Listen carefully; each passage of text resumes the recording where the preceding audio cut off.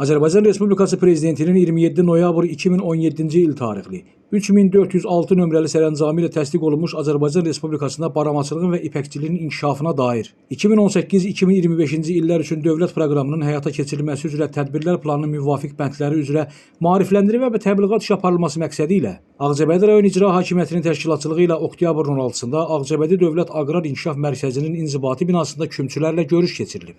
İclasda rayon İcra Hakimiyyəti, Ağcabədi Dövlət Aqrar İnkişaf Mərkəzinin əməkdaşları və kümçülər iştirak ediblər.